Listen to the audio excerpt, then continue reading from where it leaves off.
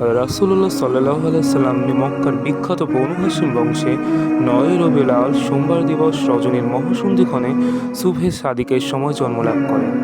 ইবনে সাদ হতে বর্ণিত হয়েছে যে রাসূলুল্লাহ সাল্লাল্লাহু আলাইহি সাল্লামের মা বলেছেন, যখন তার জন্ম হয়েছিল তখন আমার শরীর হতে এক জ্যোতি বের হয়েছিল, যাতে শাম দেশের অট্টালিকা সহ আলোকিত হয়েছিল।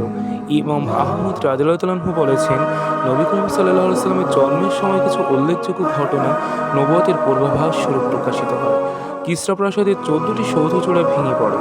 প্রাচীন পারস্যিক যাজক মণ্ডলীর উপাসনাগারগুলো যুগ যুগ ধরে প্রচলিত হয়ে আসা অগ্নিকুণ্ডগুলো নির্বাপিত হয়ে যায়। বাহিরা পাদ্রীগণের সরগম গির্জাগুলো নিস্তেজ ও নিষ্প্রভ হয়ে পড়ে। সন্তান ভূমিষ্ঠ হওয়ার পরপরই বিবি আমিনা আব্দুল মুত্তালিবের নিকট তার পুত্রের জন্মগ্রহণের শুভ সংবাদটি প্রেরণ করে। এই শুভ সংবাদ শ্রবণে মাত্রই তিনি আনন্দ ও উদ্বেল চিত্তে স্মৃতিকাগারে প্রবেশ করে নবজাতককে কোলে তুলে নিয়ে কাবাগৃহের সামনে উপস্থিত হন। তারপর অপূর্ব সুষমামণ্ডিত শিশুর মুখমণ্ডলে আনন্দশ্রু সজল দৃষ্টি নিক্ষেপ করে আল্লাহর দরবারে শুকরিয়া আদায় করতে থাকেন এবং তার সার্বিক কল্যাণের জন্য প্রার্থনা করতে থাকেন।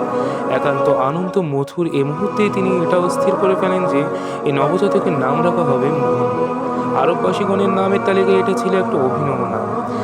তারপর আরবের প্রথা অনুযায়ী সপ্তম দিনে তার খতনা করা হয়। তার মাতার পর রাসূলুল্লাহ সাল্লাল্লাহু আলাইহি সাল্লামকে সর্বপ্রথম দুগ্ধ পান করিয়েছিলেন আবু লাহাবের দাসী সুয়াইবা।